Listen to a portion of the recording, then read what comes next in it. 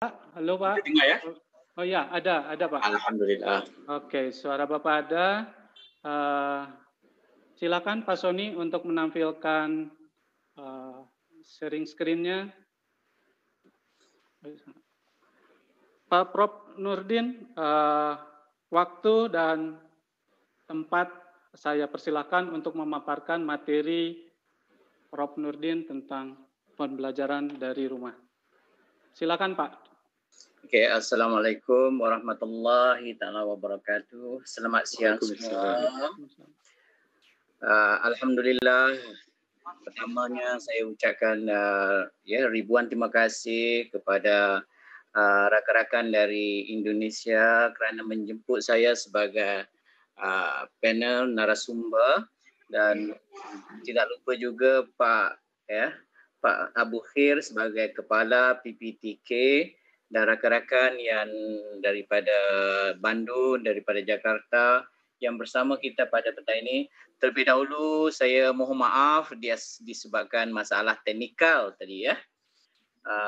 Jadi sebenarnya komputer saya yang satu lagi sudah tak boleh guna mic dan sebagainya, so saya gunakan komputer baru. Alhamdulillah, saya harapkan perjalanannya akan smooth ataupun lancar ya.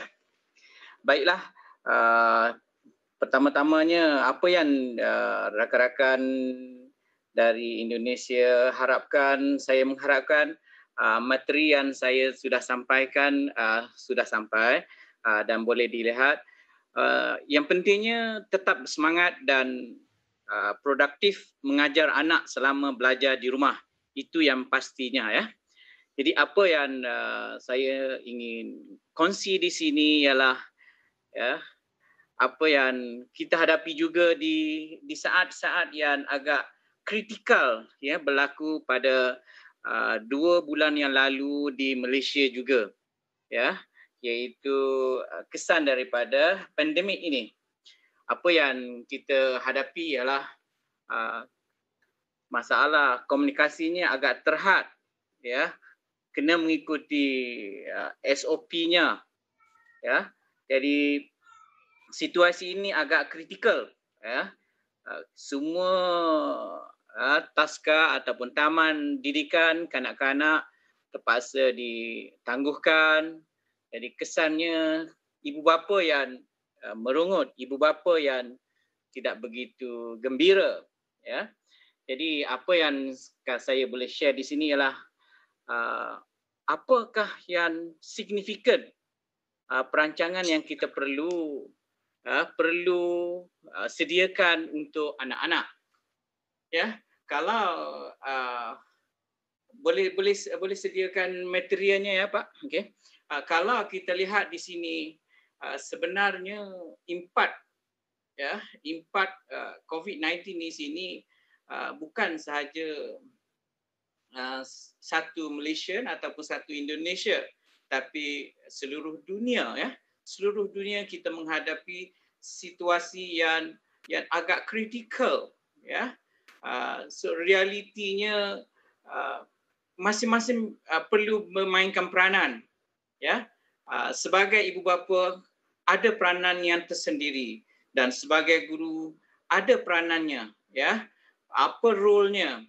So apa yang saya nak lihat di sini untuk rakan-rakan ibu-ibu dan bapa-bapa dari Indonesia, sebenarnya dalam pelaburan ya ataupun investment yang paling profitable ataupun paling menguntungkan adalah pelaburan kepada early childhood development ya, kepada perkembangan kanak-kanak. So kalau mengikut pakar ekonomi Jim Heckman, dia kata perkara yang paling ya, pelaburan yang paling menguntungkan ataupun the highest rate of return in early childhood development come from investing at early age ya, at early age.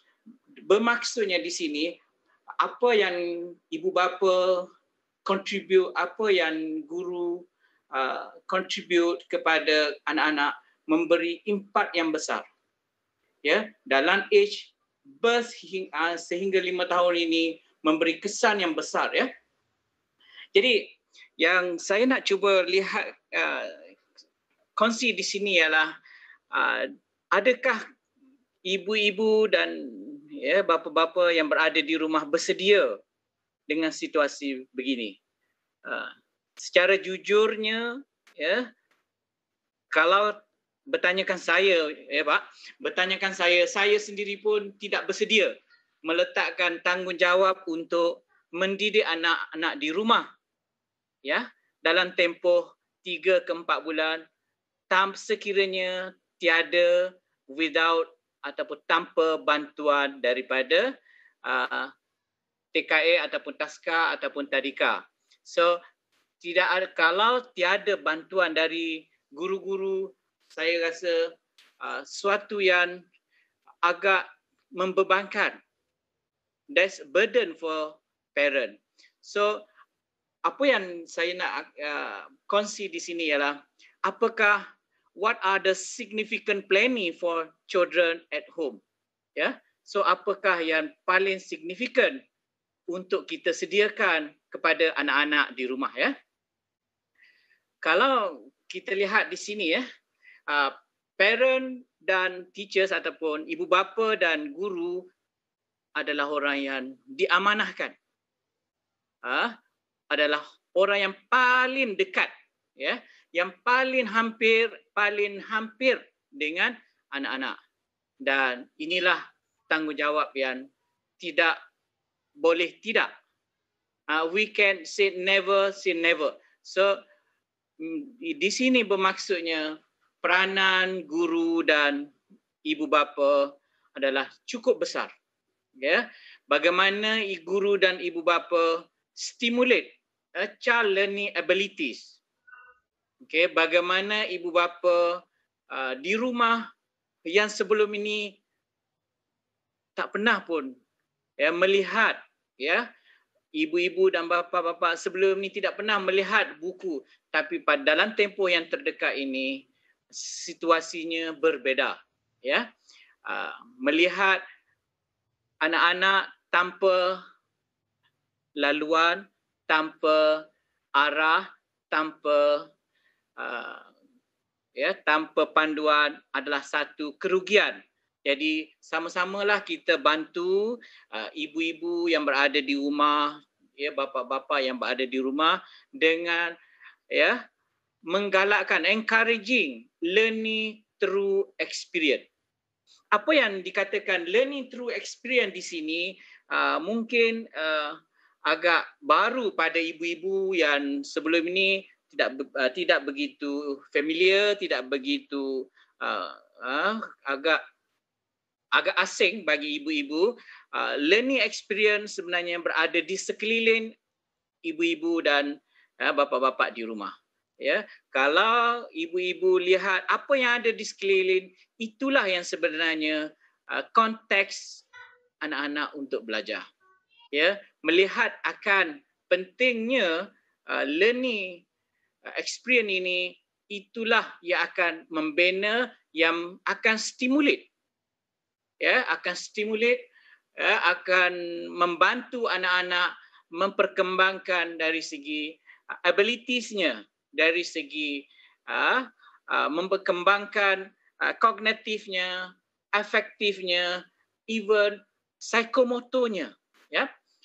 So peranan ibu-ibu dan anak-anak ini, ibu-ibu dan bapa-bapa di rumah ini agak besar, ya. Dan ini adalah satu cabaran, that's a challenge kepada ibu-ibu, ya, di rumah. So apa yang dikatakan challenge tadi di sini ialah bagaimana nak mengekalkan to retaining the attention of kid. Mungkin pada minggu pertama ibu-ibu biasa menyuruh anak, ibu-ibu biasa meminta anak membaca, meminta anak membuat kerja rumah. Tapi pada bulan yang kedua suasananya berbeza. Pada bulan ketiga lagi sukar untuk mengekalkan perhatian anak-anak. Jadi ini adalah satu cabaran, dan cabaran ini ibu-ibu dan bapa-bapa perlu melihat dengan lebih spesifik, perlu melihat dengan lebih dekat sebenarnya apa yang perlu dibuat, sebenarnya apa yang perlu dibuat. Cabaran kedua yang dihadapi oleh ibu ialah mungkin pada ibu-ibu dan bapa-bapa di rumah melihat bagaimana nak menilai kebolehan, ability anak-anak di rumah.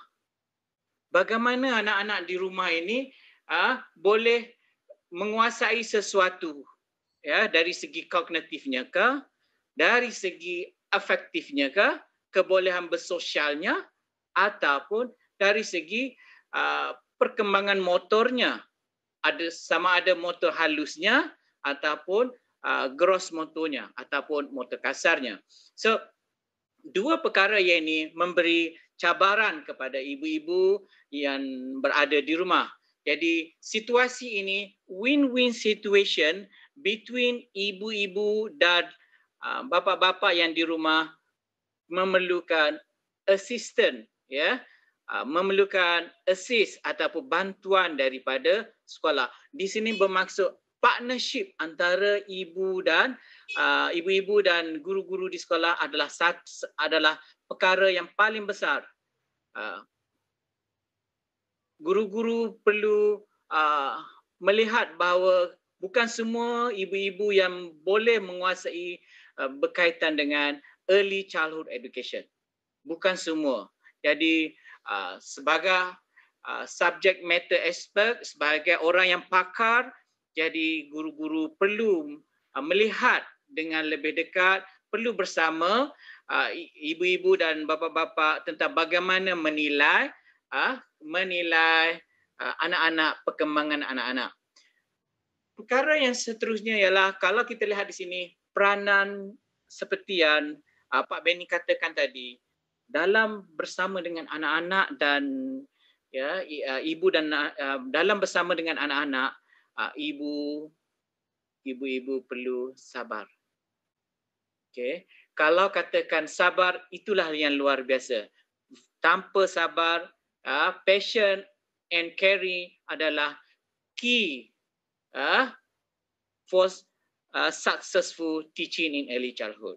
Dan ini memang dipraktiskan di TKA, di tadika dan juga di prasekolah, di preschool, bahawa kesabaran itu adalah kunci kepada perkembangan anak-anak. So kalau ibu-ibu dan bapa-bapa melihat di sini dalam konteks hari ini, globalization, revolusi industri 4.0, whatever evolusi, semua ni telah mengubah, mempengaruhi bagaimana landscape pendidikan awal. Era revolusi mempengaruhi landscape early childhood education. So dalam era industri telah mengubah dunia kanak-kanak itu sendiri. Kanak-kanak sudah berada dalam situasi yang berbeza, situasi yang luar biasa, dan sama ada whether we need or we aware, we know that that's another story. But what we should try is to make sure everything done, to make sure ibu-ibu dan bapa-bapa bersama anak-anak. So dalam konteks 21st century teaching and learning, saya lebih suka untuk fokuskan kepada bagaimana ibu-ibu dan ibu-ibu dan guru-guru melihat secara lebih dekat apa yang ada di sekeliling rumah. Apa yang ada di dalam rumah. ya, apa yang ada di rumah, di dalam rumah dan sekeliling rumah, yang apa yang boleh dilihat, apa yang boleh didengar, apa yang boleh disentuh. So that's 21st century teaching and learning itu kita conceptualize, ya, kita konsepkan dengan apa yang ada di sekeliling.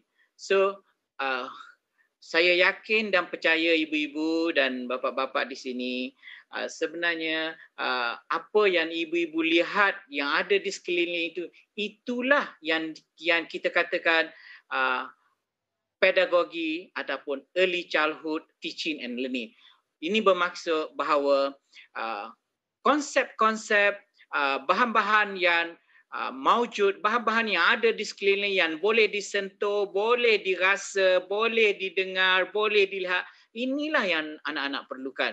Mereka tak perlu sesuatu yang mahal, mereka tidak perlu sesuatu yang luar biasa. Yang mereka perlu ialah apa yang mereka boleh sentuh, apa yang mereka boleh dengar, apa yang mereka boleh lihat dan apa yang mereka boleh rasa. Dalam erti kata, dalam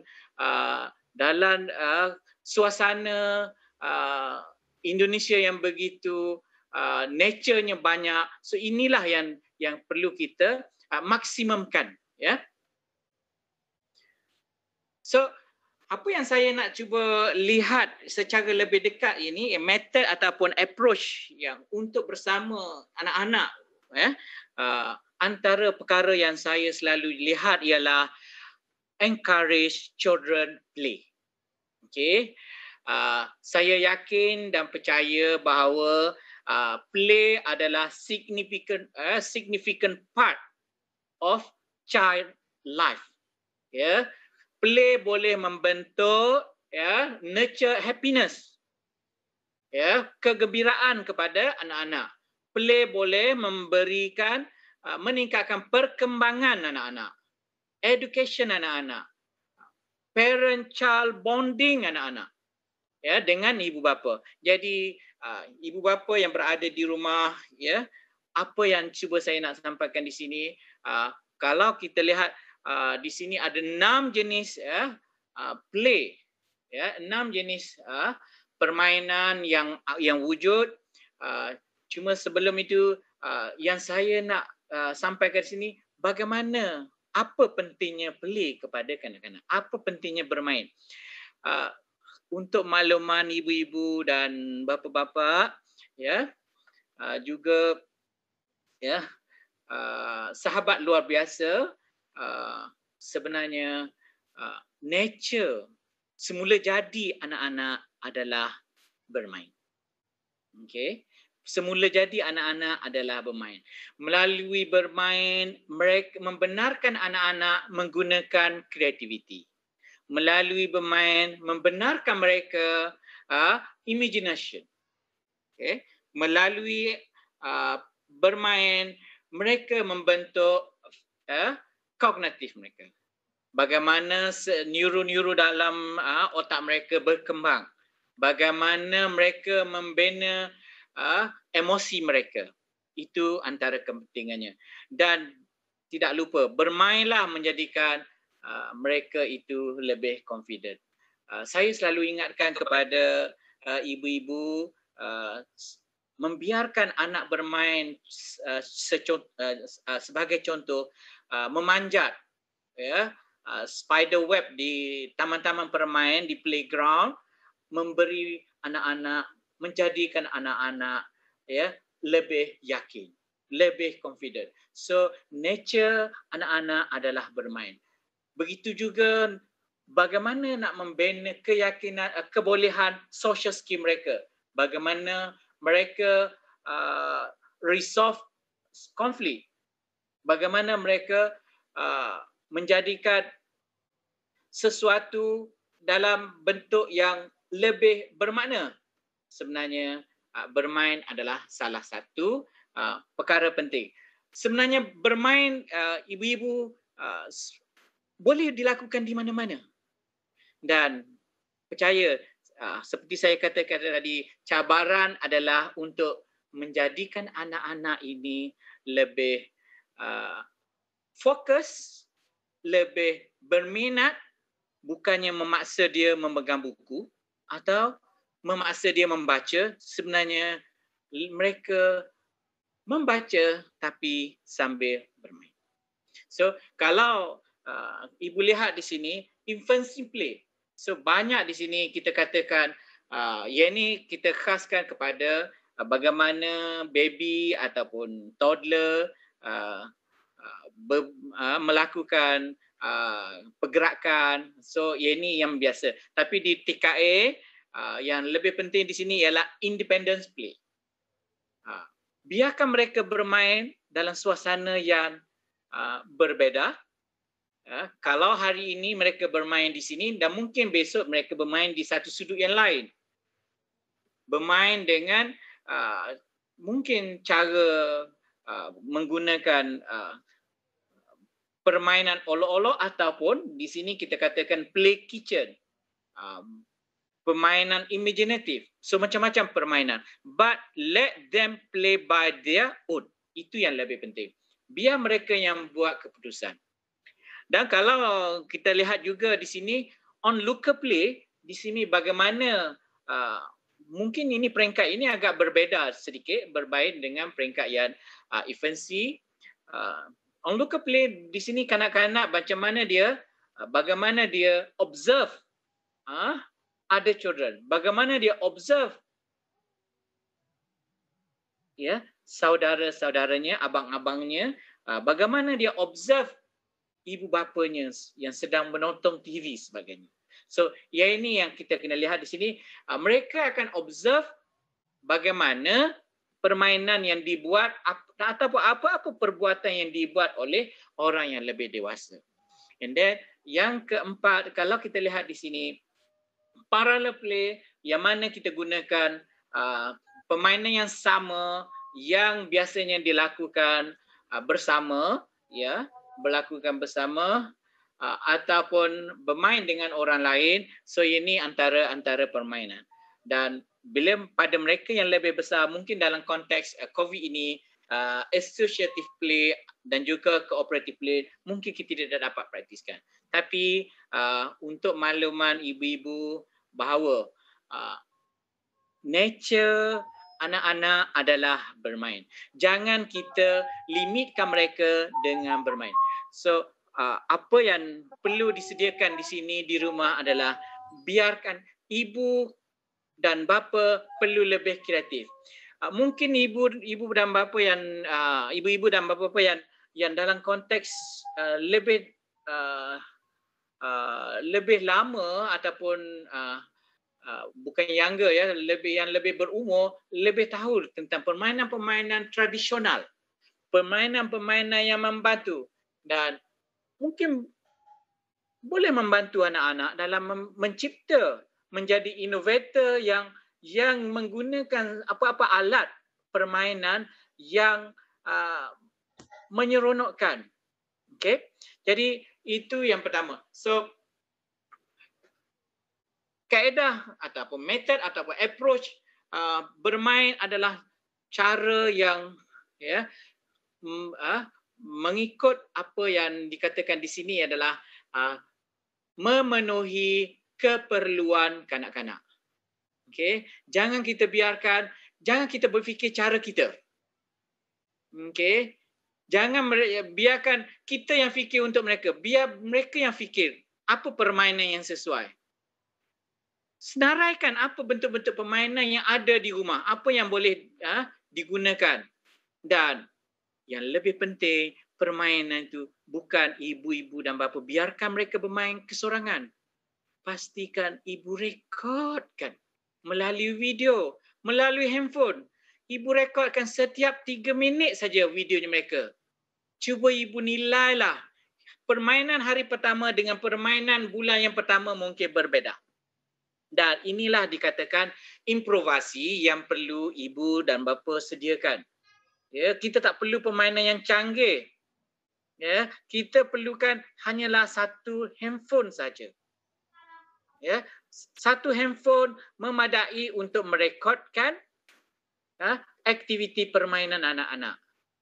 Anak-anak ini adalah nature-nya dia suka sesuatu tentang diri dia. Bukan anak-anak saja ya. Ibu-ibu dan juga mahasiswa, mahasiswi, mana-mana even saya sendiri lebih suka kalau ada video tentang diri saya. Saya akan seronok bila ada video pertama, video kedua, video ketiga. Dan saya percaya dengan mengambil video anak-anak, permainan anak-anak dari hari pertama, minggu pertama, bulan kedua, inilah proses metod yang paling saya lihat di sini efektif. Okay? Dan sekiranya ibu-ibu yang tiada kemahiran, di sinilah guru-guru, pendidik membantu, membantu proses ini. Proses video pertama mungkin tak bagus. Untuk makluman ibu-ibu, tak perlu video itu tak perlu panjang. Kanak-kanak akan boring bila melihat video lebih daripada 3 minit. Jadi pastikan video itu berlaku dalam tempoh 3 minit saja. Okay? Dan saya selalu cadangkan kepada mahasiswa-mahasiswi yang dalam bidang pendidikan awal, kanak-kanak, dengan membuat 2 perkara. Yang pertama video, yang kedua dalam video itu memasukkan 2 perkara, iaitu apa yang dia buat, apa yang assessment yang akan dibuat. Ya. So kita tidak boleh menolak bahawa penggunaan teknologi dan interaktif media. Penggunaan pertama ialah penggunaan teknologi lah. Kalau saya katakan di sini bahawa teknologi dan permainan adalah 2 perkara yang selari. Tak boleh asing. Apa yang kita nak videokan di sini adalah permainan. Dan kita jangan lupa, ibu-ibu selalu berselfie, selalu ambil gambar, selalu upload dekat Facebook. Jadi ini yang berlaku kepada di Malaysia banyak. Di Malaysia ni mereka suka yang show off dekat Facebook. Apa kata yang kita tunjukkan dekat Facebook itu adalah kerja anak kita, permainan anak kita. So inilah yang menjadikan mereka lebih bangga. Jadi kita tidak boleh menolak ibu-ibu bahawa selain daripada handphone, televisyen, tapi sukar untuk saya jelaskan di sini bahawa penggunaan televisyen di rumah agak mengganggu. Mungkin pada hari pertama, hari kedua ibu-ibu boleh berjaya mengawalnya, tapi pada hari-hari yang seterusnya agak sukar. Kita tidak membiarkan mereka berada di depan televisyen. Kita tidak boleh membiarkan mereka berada berjam-jam. Jadi apa yang boleh saya cadangkan di sini ialah memastikan bahawa teknologi yang ada pada ibu-ibu, iaitu smartphone itu, membantu ibu-ibu untuk mengoptimumkan potensial anak-anak. Mengoptimumkan potensial anak-anak. Mengoptimumkan di sini ialah dengan support mereka. Support children dengan pendidikan. Ibu-ibu tak perlu tidak perlu sesuatu yang mahal, katakan. Tidak perlu sesuatu yang even komputer pun saya tidak begitu menggalakkan, sebab bukan semua ada komputer. Saya faham situasi di bandar-bandar dan juga di luar bandar berbeza. Kalau di Malaysia mungkin tak. Mohon maaf, Prof. Ya. Waktunya 5 menit ya, 5 menit lagi ya. Saya pun slide-nya sudah yang terakhir. Okay. Jadi saya lihat di sini bahawa perkembangan yang berlaku di luar bandar itu agak terbatas. Agak terbatas. Tetapi apa yang menjadikan mereka tidak terbatas ialah permainan. Dan even di luar bandar mungkin ada yang ada telefon, tapi mungkin tak ada komputer. Jadi telefon sebenarnya membantu. Okay. Cuma berbedanya telefon di sini ada yang gunakannya untuk bermain game dan sebagainya. Ya, saya cukup khawatir, cukup bimbang sekiranya penggunaan itu tidak dibatasi. Ya, jadi kalau kita lihat di sini integration, integrasi ataupun integratekan antara teknologi dengan permainan tradisional membantu anak-anak. Okey, saya yakin anak-anak tidak bosan. Saya yakin smartphone yang ibu-ibu pegang dan bapa-bapa pegang membantu anak-anak. Okey, cuma kita perlu membataskannya. Ya. Seperkara lagi yang saya ingin sampaikan di sini dalam konteks dunia yang lebih agak interaktif.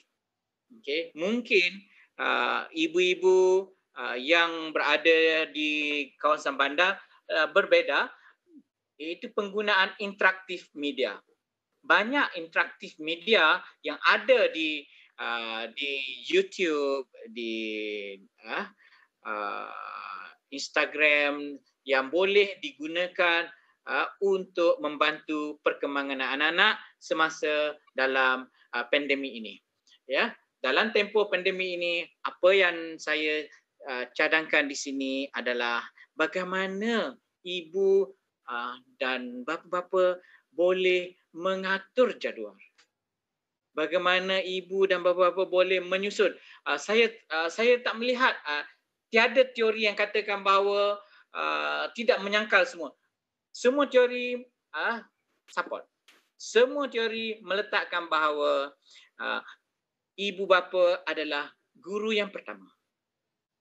Okey, ibu bapa adalah guru yang pertama.